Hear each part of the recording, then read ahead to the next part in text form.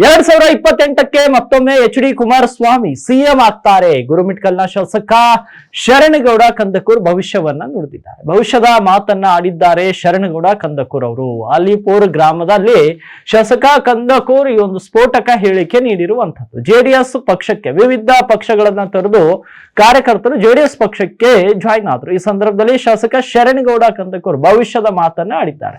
ರಾಜ್ಯದಲ್ಲಿ ಮೈತ್ರಿ phase one and only ಇದ್ದಿದ್ದು ಅದು ಕುಮಾರಸ್ವಾಮಿ ಅವರು ಮಾತ್ರ. ಮತ್ತೆ ರೈತರಿಗೆ ಒಳಿತಾಗಬೇಕಾದ್ರೆ 2028ಕ್ಕೆ ಮತ್ತೊಮ್ಮೆ ಕುಮಾರಸ್ವಾಮಿ ಅವರು ಸಿಎಂ ಆಗ್ತಾರೆ. 2028ಕ್ಕೆ ವಿಧಾನಸಭೆ ಚುನಾವಣೆ ನಡೆಯುತ್ತೆ. ವಿರೋಧಿಗಳು ಪಕ್ಷದ ಮುಖಂಡರು ಬರೆದಿಟ್ಕೊಳ್ಳಿ, ಅಲಿಯಾಪುರ್ನಲ್ಲಿ ಹೇಳ್ತೇನೆ, 2028ಕ್ಕೆ ಮೈತ್ರಿ ಚುನಾವಣೆ ಎದುರಿಸುತ್ತೇವೆ. ಸೀಟು ಎಷ್ಟು ಬರುತ್ತಾವೋ ಗೊತ್ತಿಲ್ಲ, ಆದ್ರೆ 2028ಕ್ಕೆ ಮೈತ್ರಿ ಮುಖ್ಯಮಂತ್ರಿ ಕುಮಾರಣ್ಣನೇ, ಇದು ಬರೆದಿಟ್ಟುಕೊಳ್ಳಿ ಅಂತ ಶಾಸಕ ಕಂದಕೂರ್ ತಿಳಿಸಿದ್ದಾರೆ. ಏನೋ 20, 30, 50 ಸೀಟ್ ಬಂದ್ರೆ ಕುಮಾರಣ್ಣ ಮುಖ್ಯಮಂತ್ರಿ ಅಲ್ಲ.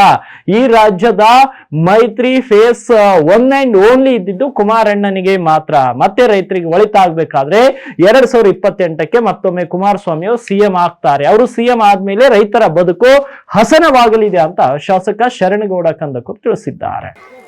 2028 ಚುನಾವಣೆಗಳು ನಡೀತಾವ. ನಾನು ಒಂದನ್ನ ಹೇಳ್ತೀನಿ, ಇವತ್ತು ಚಂದ ಏನಪ್ಪ ಅಂತಂದ್ರೆ ಅಲ್ಲಿಪುರದಾಗ ಅಥವಾ ಮಾಧ್ಯಮದವರು ವಿರೋಧಿಗಳು ನನ್ನ ಪಕ್ಷದ ಮುಖಂಡರು ಚಂದ ಇವತ್ತಿಂದ ಬರೆದಿಟ್ಕೊಂಡ್ಬಿಡ್ರಿ ಡೇಟ್. 2028ಕ್ಕ ನಾವು ಮೈತ್ರಿಯಾಗಿ ಹೋಗ್ತೀವಿ. ನಮಗೆ ಸೀಟ್ ಎಷ್ಟು ಬರ್ತದೆ ಗೊತ್ತಿಲ್ಲ. ಮೈತ್ರಿ ಮುಖ್ಯಮಂತ್ರಿ 28ಕ್ಕ ಕುಮಾರಣ್ಣನೇ, ಇದೊಂದು ಬರೆದಿಟ್ಕೊಂಡ್ಬಿಡ್ರಿ ನೀವೆಲ್ಲರಿಗೆ. ಸರ್ ಏನೋ 20 ಸೀಟು 30 ಸೀಟು 50 ಸೀಟ್ ಬಂದ್ರೆ ಕುಮಾರಸ್ವಾಮಿ ಮುಖ್ಯಮಂತ್ರಿ ಅಲ್ಲ. ಈ ರಾಜ್ಯದಾಗ ಮೈತ್ರಿ ಫೇಸ್ ಯಾವ್ದಾದ್ರು ಒನ್ ಅಂಡ್ ಓನ್ಲಿ ಇದ್ರೆ ಅದು ಕುಮಾರಣ್ಣ ಮಾತ್ರ.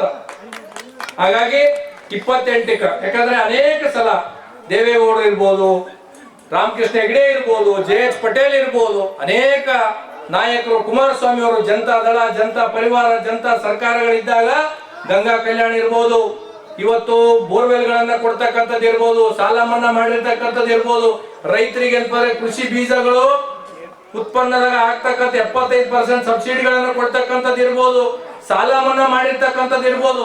ಇಂಥವೇನಾದ ಕಾರ್ಯಕ್ರಮಗಳು ಬಂದಿದ್ರೆ ಅದು ಕೇವಲ ಜನತಾ ಪರಿವಾರ, ಜನತಾ ಸರ್ಕಾರ, ಜೆಡಿಎಸ್ ಸರ್ಕಾರಗಳಿದ್ದಾಗ ಮಾತ್ರ.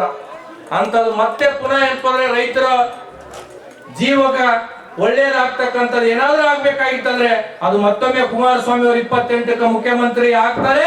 ಅವ್ರು ಬಂದ ಮೇಲೆ ರೈತರ ಜೀವನ ಏನಂದ್ರೆ ಹಸನಾಗ್ತಕ್ಕಂಥದ್ದು ಇದೆ ಅಂತ ತಿಳ್ಕೊಂಡು ಈ ವೇದಿಕೆ ಮುಖಾಂತರ ಮತ್ತೊಮ್ಮೆ ತಮ್ಗೆಲ್ಲರಿಗೆ ಏನಂದ್ರೆ ಹೇಳ್ತಾ